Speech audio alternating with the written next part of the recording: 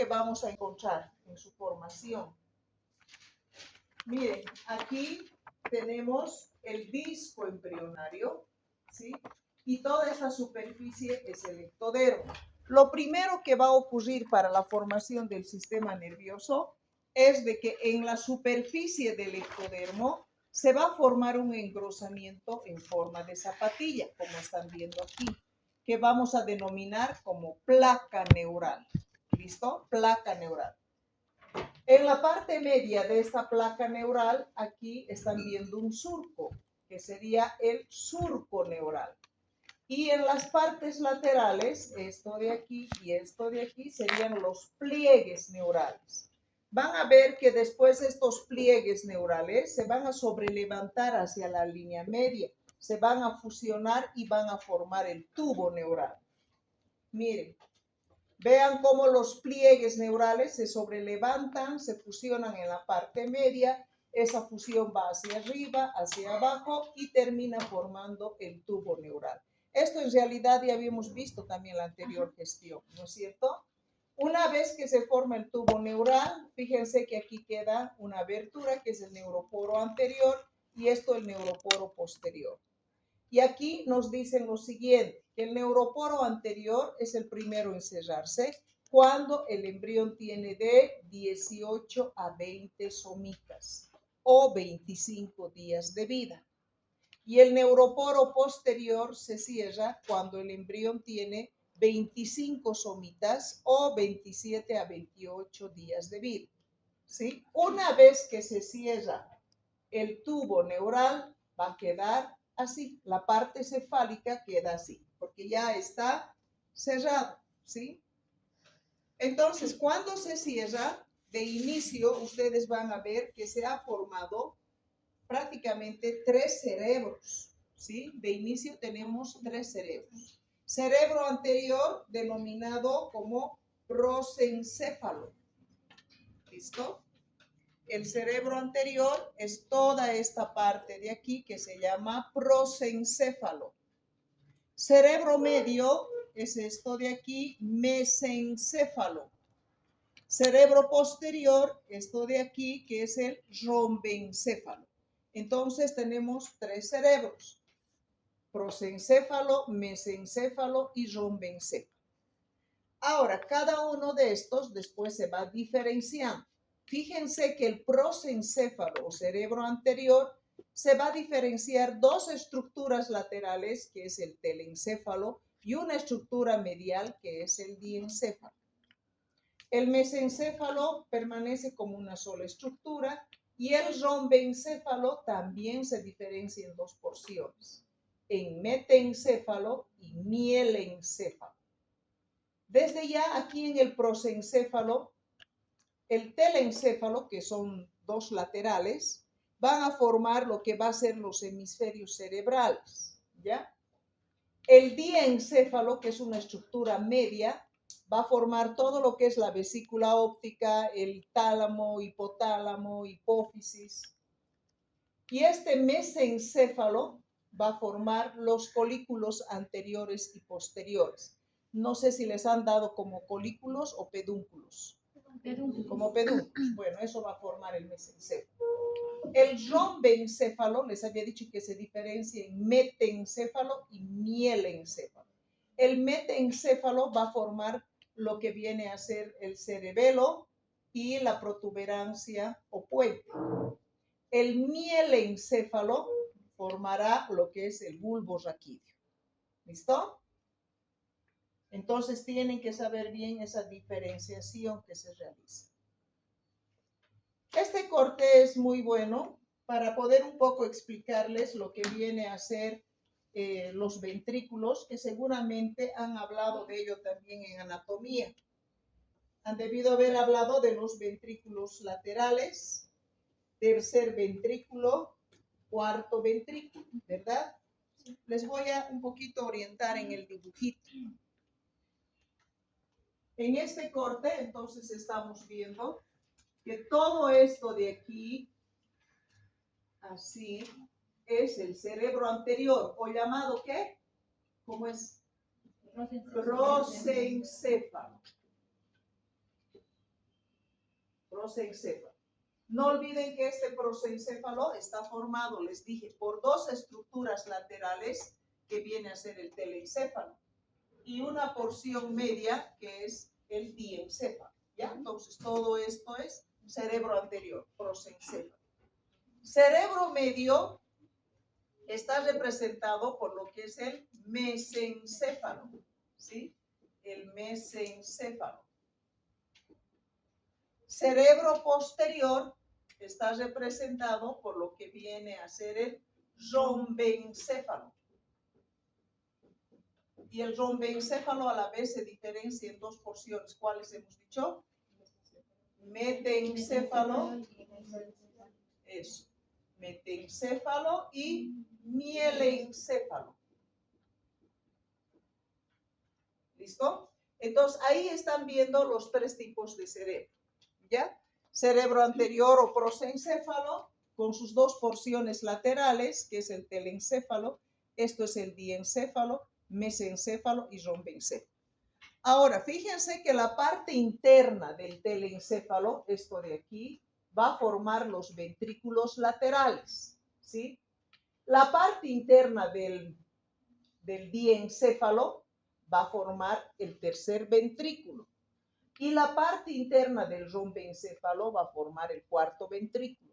No olviden que entre ventrículos mantienen comunicación, ¿no es cierto? Fíjense que aquí los ventrículos laterales se van a comunicar con el tercer ventrículo a través de los agujeros de Monro, que está aquí. Y el tercer ventrículo se va a comunicar con el cuarto ventrículo a través del acueducto de Silvio. ¿Listo? En realidad el líquido cefalorraquídeo se va a formar aquí, hacia los ventrales, y de ahí va a pasar al tercer ventrículo, al cuarto ventrículo, y del cuarto ventrículo va a pasar a la médula espinal. Se dice que el líquido cefalorraquídeo se va produciendo y ese líquido va después al tercer ventrículo, cuarto ventrículo, a la médula espinal, y en todo ese trayecto se reabsorbe, por lo que el líquido cefalorraquídeo está continuamente formándose. ¿Ya? Aquí nos están hablando de la formación de lo que viene a ser la médula espinal. Vamos a ver primero cómo se forma la médula espinal, después hablaremos del bulbo raquídeo, del cerebelo, de la protuberancia, del mesencéfalo y finalmente de lo que viene a ser los hemisferios cerebrales. ¿Listo? Todo eso vamos a ver. Cuando se va a formar la médula espinal, ¿qué es lo que pasa? A ver, aquí en este dibujito, ustedes están viendo cómo se ha cerrado el tubo neural, ¿sí? Y aquí, revistiendo la parte interna de este tubo neural, vamos a tener unas células, que serían las células neuroepiteliales. Estas células neuroepiteliales van a empezar a proliferar y van a formar los neuroblastos. Y estos neuroblastos van a formar dos capas.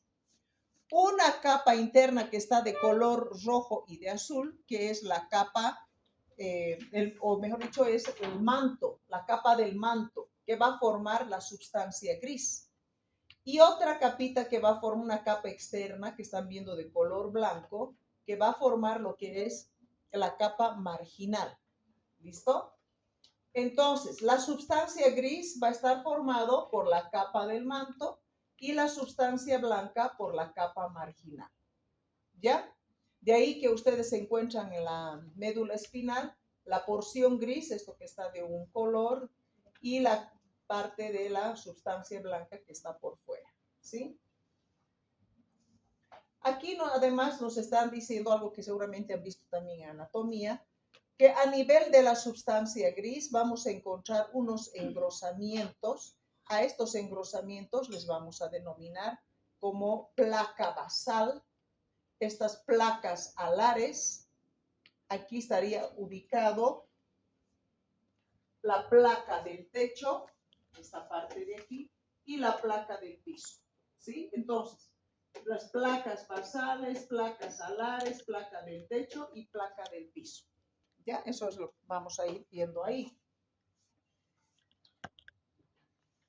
Por otro lado, nos dicen que estas placas también podríamos denominar como alas, ¿no? ¿Cómo que les han dado en anatomía? Como astas. Astas. Astas anteriores, astas posteriores. Yo he dicho alas, ¿no? Me he equivocado. Son astas. Las astas anteriores, ¿se acuerdan qué función tienen? Motora. Las posteriores, sensitiva. Pero también después nos están comentando que además tenemos unas pequeñas astitas que serían las astas intermedias, o tal vez les han dicho laterales, no sé, pero son astas intermedias, ¿sí? Entonces, las astas anteriores, hemos dicho por función motora, las astas posteriores, función sensitiva, y estas astas intermedias tienen una función simpático-vegetativa, ¿ya? Ahora, otra cosa que deberían saber es de que estas astas intermedias no están en todo lo largo de la médula, sino que van a estar más o menos entre lo que es la torácica 1 o 2 hasta la lumbar 2 o 3. Hasta ahí está, en todo ese segmento.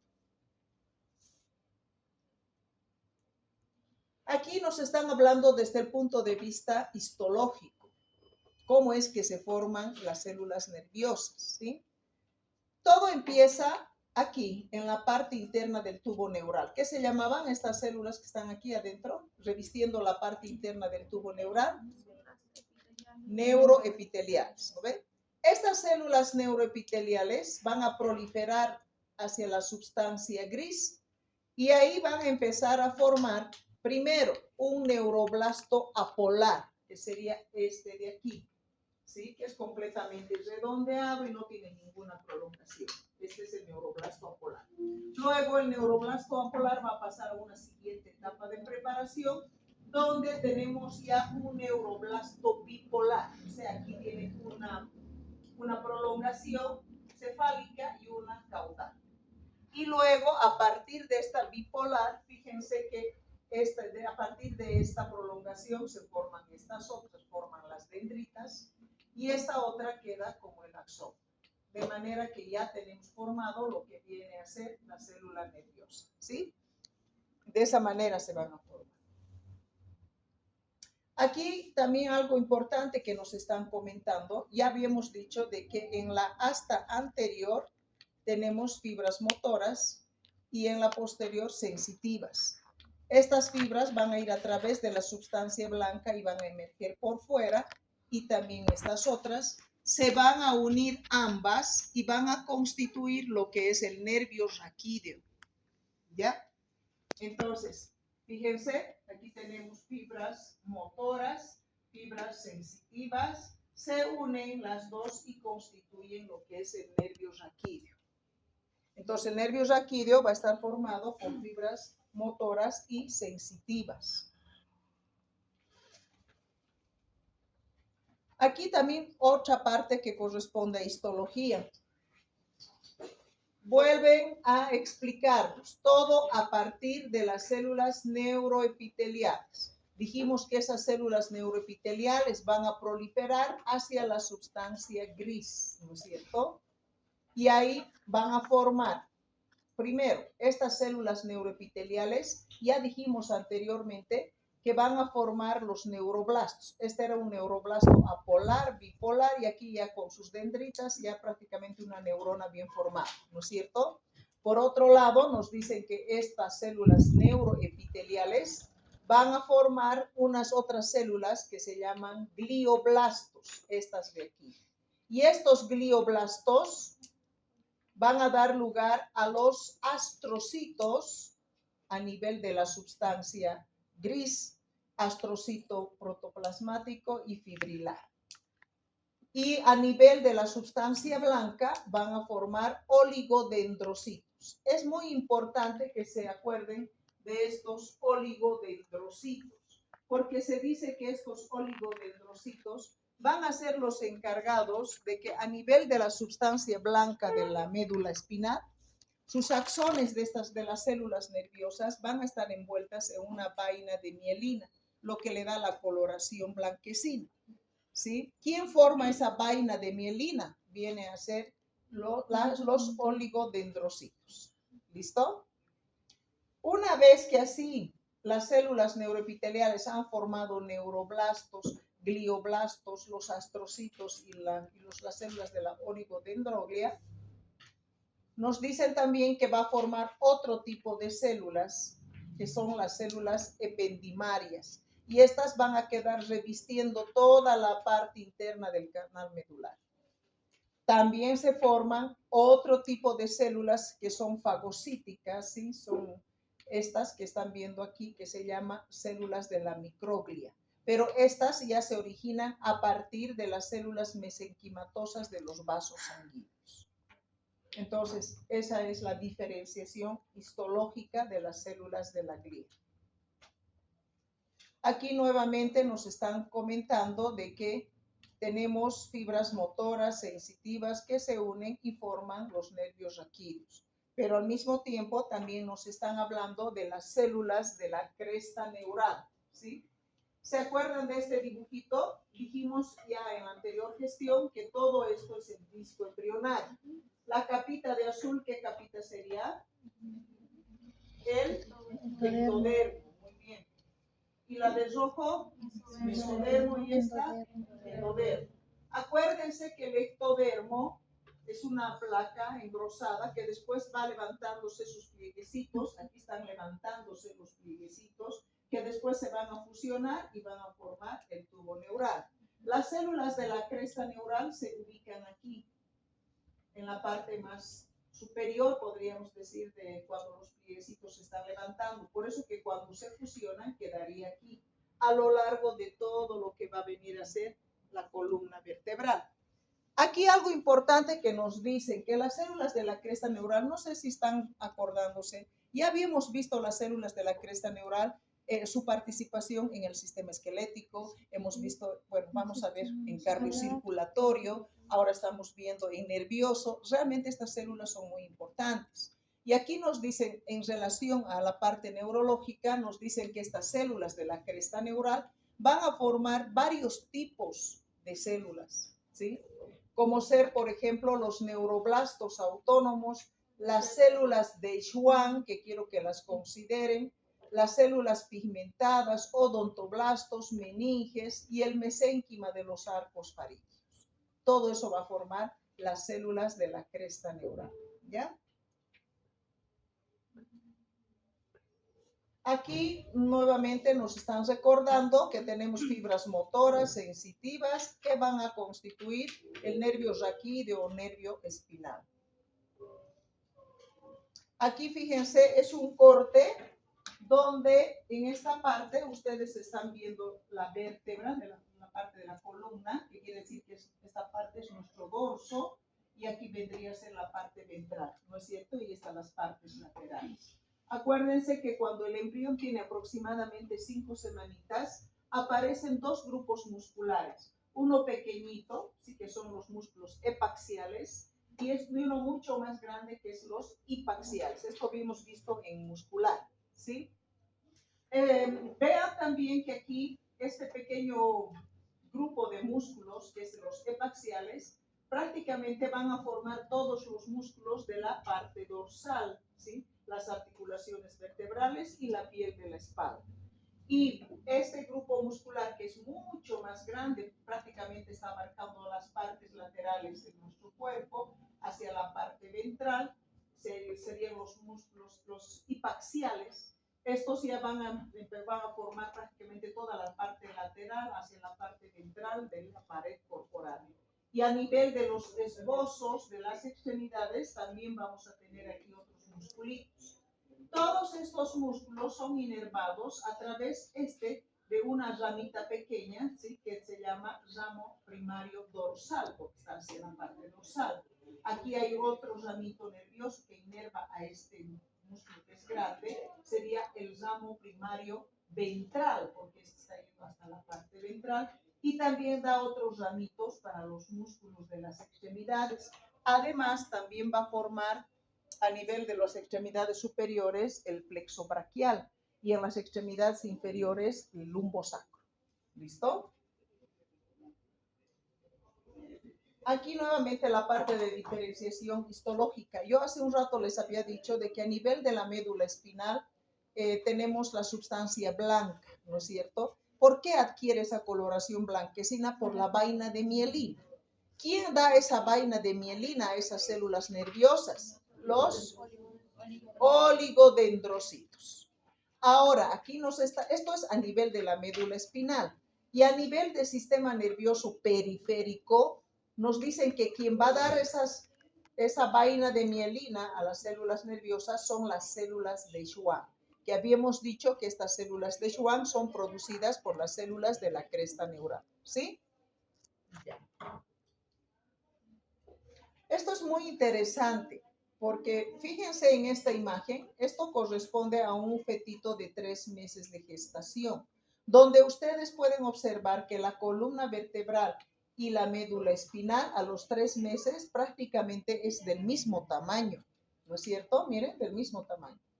En cambio, cuando el feto tiene 5 meses, es como que la columna vertebral crece más rápido y prácticamente la médula espinal queda solamente a este nivel, ¿sí? Más o menos a nivel de la sacro 1.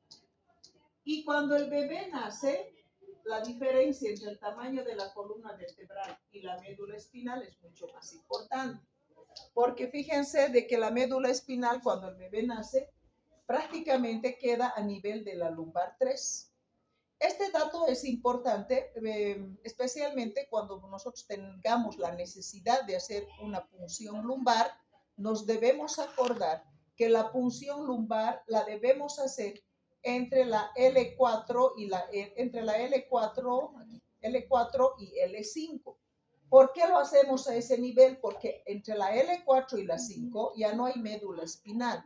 Acuérdense que en esa parte tenemos, seguramente les han dicho como cola de caballo, ¿no es cierto? Entonces ahí no vamos a lesionar nada. En cambio, si ustedes hacen la punción lumbar para sacar líquido cefalorraquídeo más arriba, podrían lesionar la médula espinal y provocar alteraciones neurológicas, ¿sí? Entonces, este dato es importante de que cuando el bebecito nace, pues la médula está a nivel de la L3 y la punción la debemos hacer más abajo, que sería L4 o L5. ¿Listo? Aquí les están hablando de la regulación molecular. ¿A qué se refiere? Hace un rato habíamos dicho que esta parte es sensitiva y aquí es motora.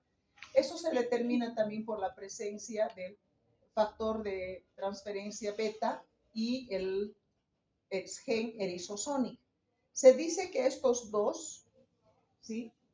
Estos dos están presentes aquí, que sería así, y además también está el gen erizosónico. Lo mismo tenemos abajo. Y SHH, ¿sí? Que son los que van a determinar que esta área sea sensitiva y aquí sea motora. Pero ¿cuál es la diferencia?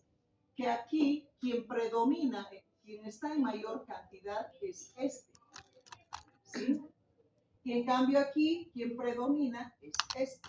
Y eso hace de que esta área sea motora y aquí sea sensitiva. ¿Listo? De una forma más sencilla para explicarles. Luego, en su libro les están hablando de lo que viene a ser ¿qué es esto? ¿Se acuerdan? Ya habíamos visto también esto, ¿no? Hemos visto dos tipos de espina bífida.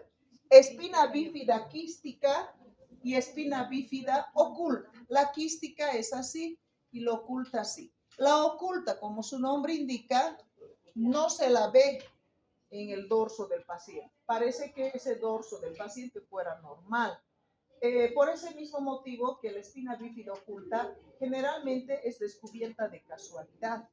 Hagan de cuenta que por ahí el paciente está caminando por la calle, resbala, se golpea la parte de la columna, va a consultar con su médico, le pide una radiografía y sorpresa, se enteran de que había tenido una espina bífida oculta. ¿Sí? Ahora, nos dicen que a veces, no siempre, pero a veces, ahí a nivel de la espina bífida oculta puede haber un mechoncito de pelos. Así que cuando nosotros vemos el mechoncito de pelos en esa región, deberíamos descartar la probabilidad de que no vaya a haber ahí una espina bífida oculta. ¿Sí? Por otro lado, es importante la ubicación. La espina bífida oculta está entre la sacro 1 y la sacro 2. En cambio, la espina bífida quística está en la región lumbar. ¿Sí? Hay esa diferencia. Además que en la espina bífida quística, nosotros vamos a ver en el dorso del paciente como una pequeña bolsita que le llamamos cele. ¿Sí? Cele. No olviden que si ustedes me muestran este paciente y me dicen, doctora, ¿qué patología es? Bueno, a lo máximo así a simple vista que yo podría decirles es que esta es una espina bífida quística por el cele, ¿no es cierto? Pero un diagnóstico preciso les voy a poder dar cuando hagamos una ecografía de este cele y vea qué contiene el cele.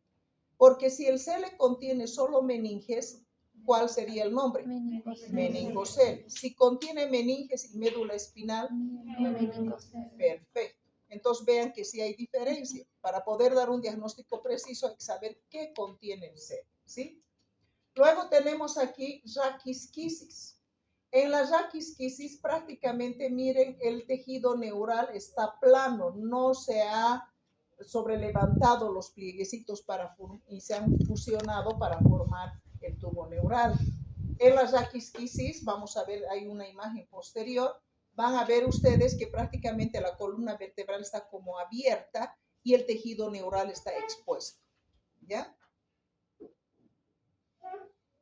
Bueno, aquí ya estamos empezando a hablar ahora de lo que va a venir a ser el cerebro posterior o romboencéfalo. Nos tocaría hablar esta partecita que es el bulbo raquídeo. Pero antes nos están recordando que el romboencéfalo tiene dos porciones, el metencéfalo y el mielencéfalo. ¿Qué va a formar el metencéfalo? Va a formar el puente o protuberancia y el cerebelo. ¿Qué va a formar el mielencéfalo? El bulbo raquídeo. ¿Sí? Entramos a ver entonces cerebro posterior. Y esto es la parte anatómica que seguramente entonces ya han llevado porque este es un corte a nivel de lo que es el bulbo raquídeo. Aquí.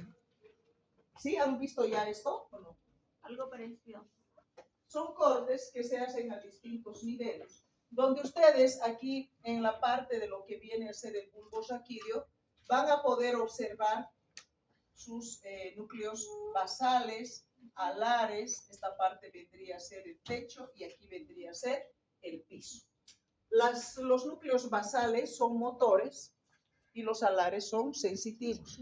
Está formado por fibras eferentes, estas las basales, y estas de aquí serían aferentes, ¿sí? No sé si vale la pena estar repitiéndolo todo esto porque cada uno hay que ir viendo qué forma, cómo participa, que yo creo que esto es más anatómico.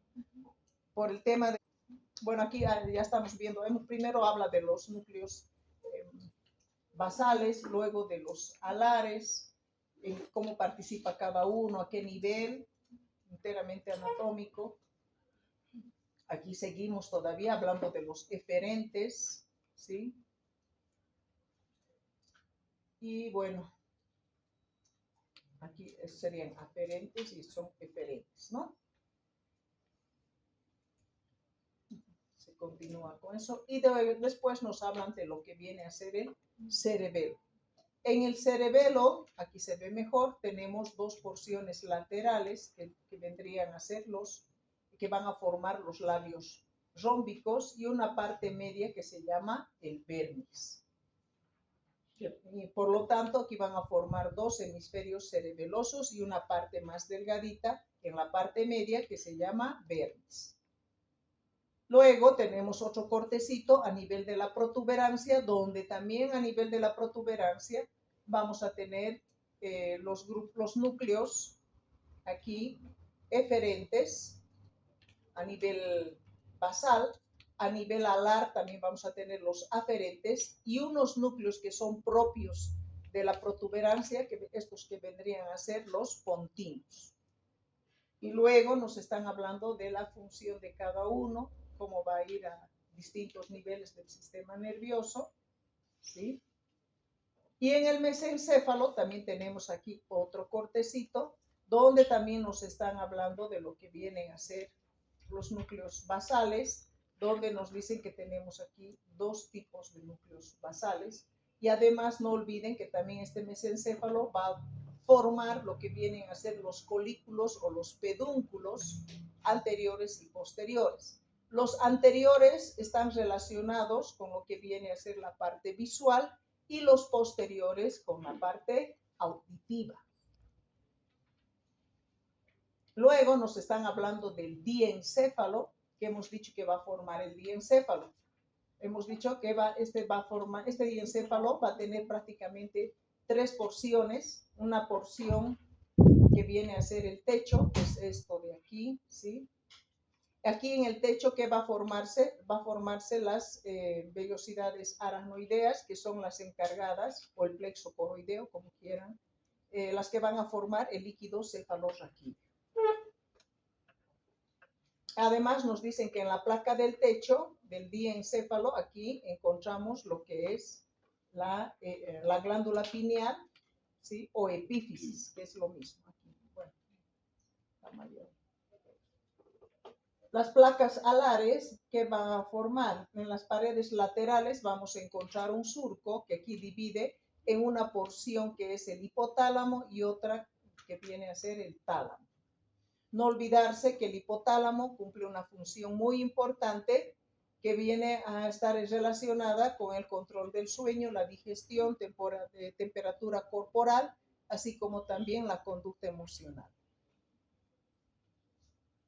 Luego aquí nos están hablando, esto sí también lo tiene, esto sí lo es nuevo, yo creo, para ustedes, ya no es anatómico, es embriológico.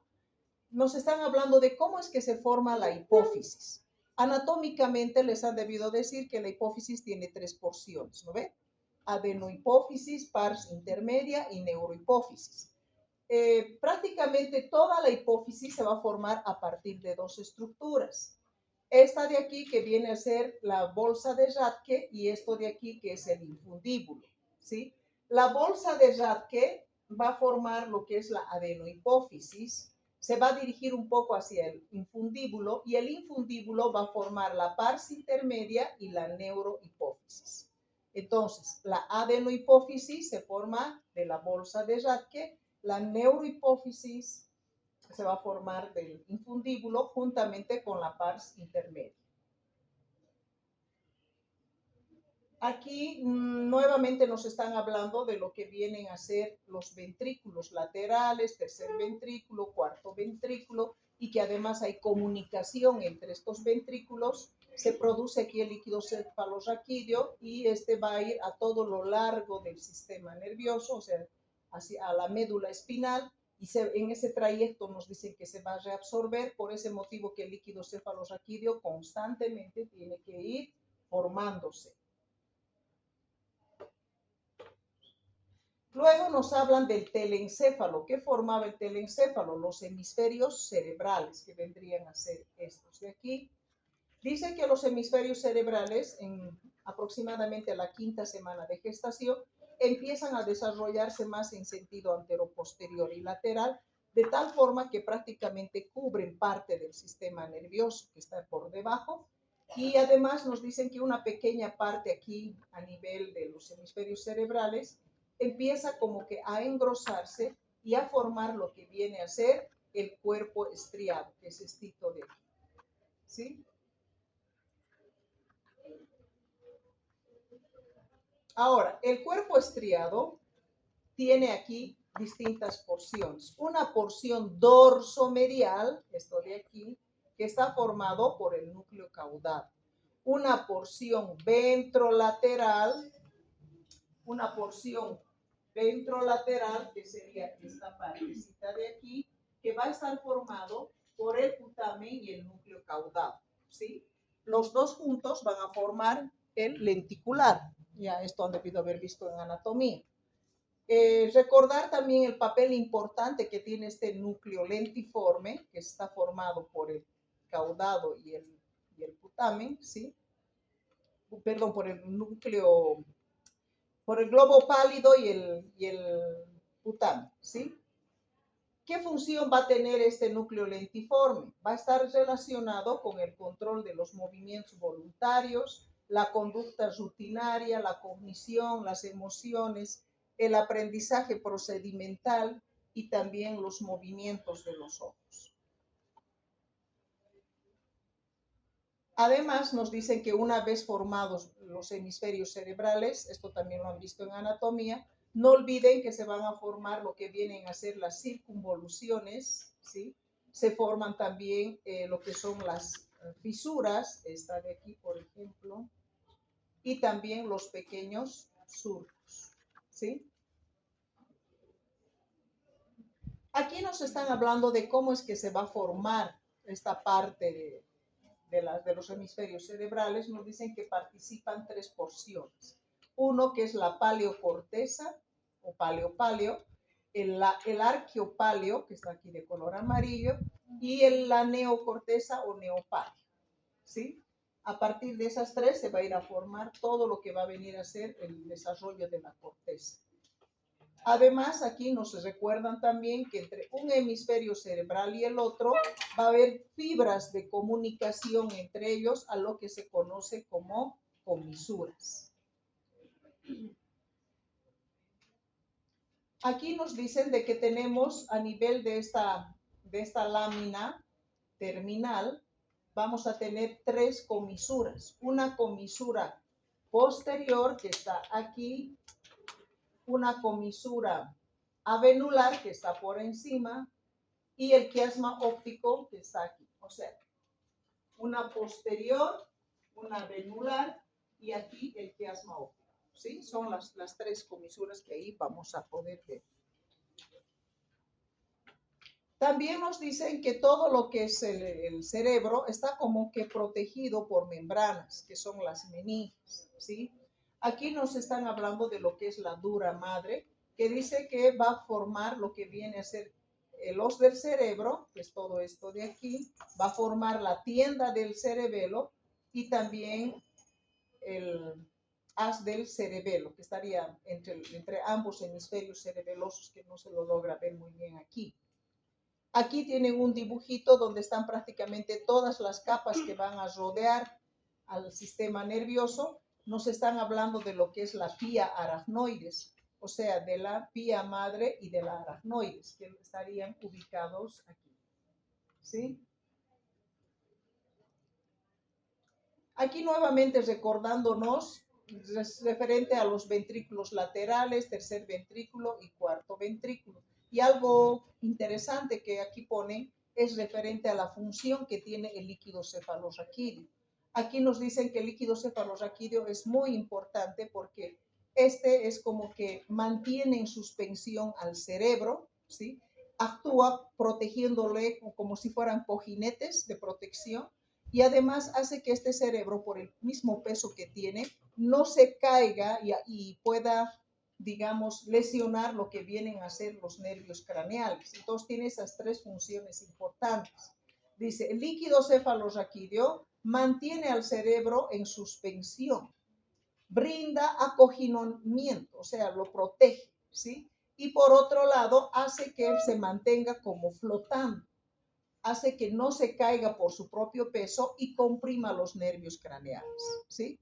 Que la verdad no se me había ocurrido pensar en esa parte, pero sí es bastante interesante. ¿O alguien ha pensado en eso? No, pero fíjense, es un dato chiquito, pero muy importante. Luego nos están hablando de patologías. Ya habíamos visto la holoprosencefalia. Les habíamos dicho que habitualmente puede ser por una mutación del gen erizosónico, que es el SHH. Y no olviden que en la holoprosencefalia, ¿qué se altera? Toda la parte media del cráneo y de la cara, ¿no es cierto? Otros defectos craneales, como ven en la imagen, fíjense que aquí no ha habido un cierre de la sutura y se ha formado un cele. Aquí yo también les podría decir que observo un cele en la parte posterior del cráneo del paciente y que esto se ha debido a que no hay un cierre a ese nivel, lo que ha hecho que se forme el cele. Hasta ahí puedo llegar. Pero si hago la ecografía y yo veo que en este cele hay solo meninges, ¿cuál es el nombre de la patología? Y si hay meninges y cerebro, eso. Y si hay todo, meninges, cerebro y además líquido cefalorraquídeo, sí, puede ser. Podrían decir meningo hidroencefalocele o pueden decir también hidromeningo encefalocele. O sea, el orden de los factores no altera el producto, o sea, va a ser lo mismo, ¿sí? Entonces vean que aquí también depende mucho qué contiene el cele para poder específicamente decir de qué tipo de patología se trata. Luego nos están hablando de la exencefalia y de la anencefalia. En la exencefalia aquí no se ha cerrado, ¿sí? Ha sido una falla a nivel del neuroporo anterior, la masa cerebral se ha expuesto y se ha deteriorado y ha formado una anencefalia, ¿sí? Esta es la imagen que les decía. Miren, esto es una raquisquisis. Bueno, en realidad es una combinación, ¿no?, de lo que sería una anencefalia con una raquisquisis. Pero vean cómo la columna vertebral está como abierta y el tejido neural está completamente expuesto. Aquí estamos viendo la hidrocefalia. En la hidrocefalia hay dos causas que son las más comunes para que se produzca.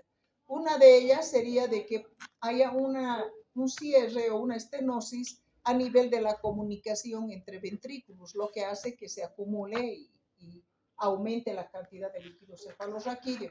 O también nos dicen que puede haber otra causa, que también es, yo les había dicho que en todo lo largo del sistema nervioso se va reabsorbiendo el líquido cefalorraquídeo y se va produciendo continuamente.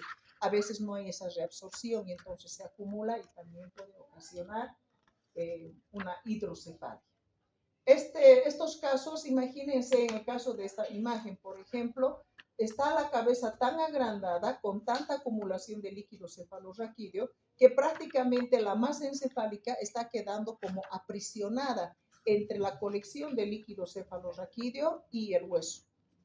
De ahí que estos pacientes cursan con problemas motores o neurológicos bastante importantes. No hay un tratamiento definitivo, pero lo que sí podríamos hacer es un tratamiento paliativo colocando válvulas de derivación ventrículo-peritoneal. ¿Eso qué significa? Es una válvula de comunicación entre los ventrículos y el peritoneo a nivel abdominal. Y que ese líquido cefalorraquídeo que esté en exceso va a ir hacia la cavidad abdominal y ahí se va a reabsorber. Es transitorio, no es definitivo, no hay tratamiento curativo, solamente de tipo paliativo. Aquí estamos viendo también lo que es la microcefalia. No olviden que aquí no ha habido un buen desarrollo de la masa encefálica y por lo tanto del cráneo. En la imagen siempre parece como que la cara fuera la parte anormal, pero no, en realidad la cara está normal y lo que está mal es esta parte del cráneo, ¿sí? También nos están hablando de otras patologías o defectos craneales, como ser la infección por toxoplasmosis, que es bastante frecuente en nuestro medio. Ustedes van a ver bastante de esto en adultos ya en los hospitales. La toxoplasmosis va a ocasionar focos de calcificación en el cerebro, lo cual provoca estimulaciones fuera de lo normal y esto puede llevar una sobreexcitación a convulsiones del paciente, ¿sí? De todas formas, aquí nos dicen tanto la microcefalia como la infección por toxoplasmosis, debido a ese daño cerebral que va a haber por las convulsiones, las calcificaciones en el cerebro por parte de las infecciones por toxoplasma, prácticamente son dos causas importantes para que el paciente pueda presentar un retardo, una deficiencia mental bastante importante. Aquí nos están hablando de los pares craneales. Ustedes saben por anatomía que tenemos 12 pares craneales. Algo importante que deben saber es que los primeros 3 pares, el 1, el 2 y el 3, se forman aquí a nivel de lo que viene a ser el tallo cerebral. Y el resto se van a formar aquí a partir de estas rombómeras. También les han debido haber hablado del sistema nervioso autónomo. Ustedes saben que tiene dos tipos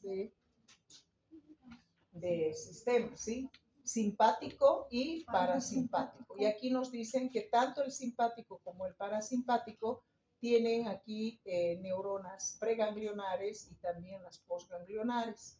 Y una diferencia importante en estos dos sistemas es de que a nivel del simpático, su neurotransmisor importante viene a ser la noradrenalina, en cambio a nivel parasimpático la adrenalina.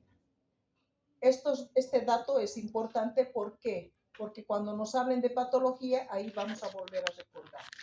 Luego, esto ya es embriología. Dice formación de la glándula suprarrenal. Son esas pequeñas glandulitas que están así por encima de los riñones.